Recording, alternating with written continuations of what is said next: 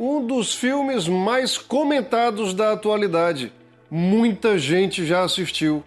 Mas o que algumas pessoas não perceberam é que, além de muito divertido, ele é um filme de neurociência. Nós assistimos e vamos conversar hoje sobre Divertidamente 2, aqui em Conexão Neural. Esse vídeo não é uma resenha cinematográfica, não é uma crítica. Isso eu deixo para quem sabe mais do que eu, como o PH Santos no seu canal sobre crítica cinematográfica. Esse é um vídeo que discute a base neurocientífica do Divertidamente 2. E eu acho que o filme fica muito mais interessante quando a gente sabe que tem base no cérebro para todas aquelas emoções, todos aqueles personagens. Antes de mais nada, eu recomendo o filme. É um filme para toda a família. É engraçado, tem momentos tocantes, mas é também de muito aprendizado sobre o sistema nervoso para quem souber ver além daquilo que se passa na tela. É a sequência do primeiro filme Divertidamente da Pixar, que já tinha tido um grande sucesso. E agora novas emoções surgem em adição às do primeiro filme. Vamos ver o cartaz de divulgação e a gente vai ver os personagens e cada um corresponde a uma emoção e os novos que apareceram nessa sequência. Os personagens originais, a alegria, a tristeza, a raiva, o medo e o nojo. E agora aparecem a ansiedade, a vergonha, o tédio e a inveja.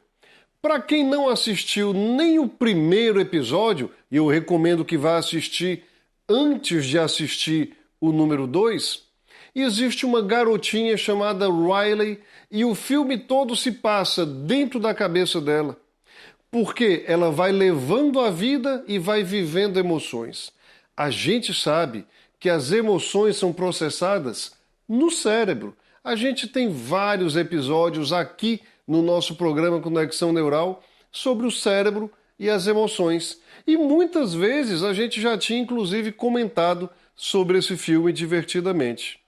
Mas ela vai vivendo as situações da sua vida e em uma espécie de sala de controle. Eu suspeito que essa sala de controle seja, na verdade, o cérebro ou talvez o próprio inconsciente da garota.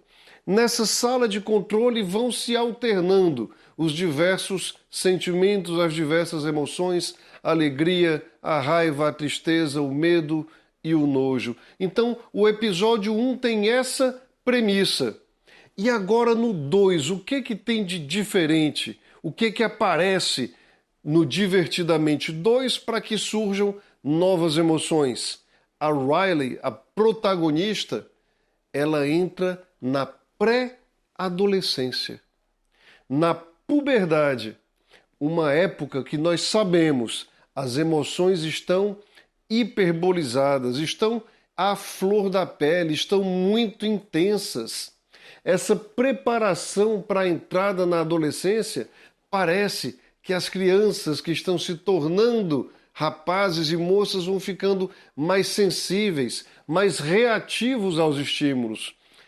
Eu, como pai de um rapaz que está na pré-adolescência, sei muito bem disso. E quem tem alguém que está entrando na puberdade em casa, com certeza também sabe.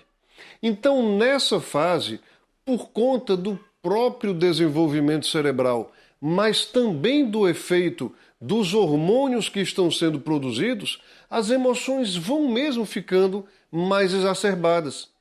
Mas não é só em intensidade que elas mudam, é também em complexidade.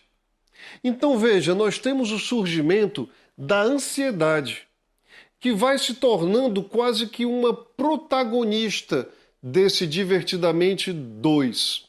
É ela que comanda as ações em torno dela, da ansiedade, que vão se desenvolvendo as tramas. Nada mais adequado para um mundo como o nosso, cada vez mais veloz, cada vez com mais estímulos. E aí a gente não pode deixar de citar as telas, o computador, o celular, que vai dando muita informação, muito estímulo visual, e nós temos cada vez mais casos de crianças, jovens e adultos ansiosos. Então a ansiedade é o personagem central do Divertidamente 2. Ao lado dela, a inveja, o tédio e a vergonha, que são emoções mais complexas e que aparecem justamente nessa fase da puberdade e da pré-adolescência. Tem uma cena fantástica em que as emoções antigas elas parecem perder o controle. E à medida em que elas vão mexendo nos botões, nas alavancas que comandam a vida da garota, parece que as reações são mais exacerbadas do que eles estavam acostumados. E é isso mesmo. Os mesmos estímulos vão dando reações mais intensas. E aí surgem, de repente, essas emoções mais complexas. A ansiedade, por exemplo, eu tinha muita curiosidade, antes de ir ao cinema assistir ao filme, como é que ela seria caracterizada. Porque a ansiedade está muito relacionada ao medo. E como eles fariam a diferença entre essas duas emoções, o medo e a ansiedade? A diferença foi muito bem feita. Porque, na verdade, a ansiedade, ela está relacionada ao medo, mas ela se dirige a algo que ainda não aconteceu, que está no futuro. E muitas vezes há elementos que não representam um perigo verdadeiro. O medo é um mecanismo evolutivo. É uma boa sensação porque ele nos protege dos perigos. Mas a ansiedade exacerbada, ela traz sofrimento. A ansiedade chega em uma cena já repleta de bagagens, de malas, de coisas que ela traz consigo que vão provocando preocupação. Então está muito bem caracterizada essa nova emoção que vem surgindo. Ao mesmo tempo, a inveja. E tem uma fala fantástica no filme em que a ansiedade olha para a inveja e diz: inveja, nós estamos na mesma página, como dizendo, nós estamos em sintonia. E, obviamente, muitas vezes nós observamos a vida das outras pessoas, o que elas parecem viver ou parecem possuir, ou o estilo que elas ostentam nas redes sociais, e nós almejamos, nós queremos ter as mesmas coisas, fazer os mesmos passeios, e isso nos gera o quê? Ansiedade. Então a ansiedade está, sim, de mãos dadas na mesma página que a inveja, que a observação da vida do outro e a idealização de que a minha vida poderia ser parecida com a vida do outro. E isso tudo vai se passando no cérebro da nossa pequena garotinha, no cérebro da nossa protagonista. A gente já sabia do episódio número 1, por exemplo, que a alegria está relacionada ao circuito do prazer, por exemplo, da via da gratificação. A gente tem um vídeo aqui sobre a via neural do prazer. A liberação de dopamina no núcleo estriado ventral, ou no núcleo accumbens, como também é chamado, e que vai nos gerando uma sensação de satisfação.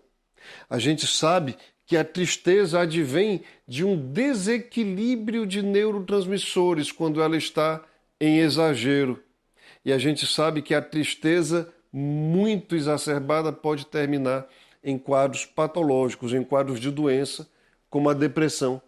A gente sabe que a raiva envolve estruturas como a amígdala cerebral, tanto que um ataque de fúria também é chamado de sequestro amigdaliano, porque a amígdala cerebral toma conta de todo o sistema nervoso e a gente tem aquela reação que toma conta de todo o nosso corpo de revolta contra algo que muitas vezes nem seria motivo para isso. A gente sabe que o medo tem diversos circuitos. Eu mesmo, quando comecei a estudar o sistema nervoso, o meu primeiro trabalho de pesquisa em laboratório foi sobre circuitos de reações aversivas em ratos de laboratório, ou seja, os mamíferos menos evoluídos na escala da evolução, já tinham circuitos emocionais que se replicam no ser humano.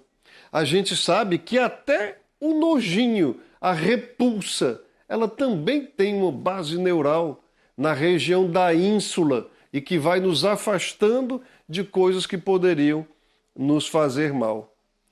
Com os hormônios, com o desenvolvimento cerebral, com os conflitos da puberdade e da pré-adolescência, aparece então esse medo do futuro, essa preocupação exagerada, esse receio até daquilo que não nos faria mal, caracterizando a ansiedade.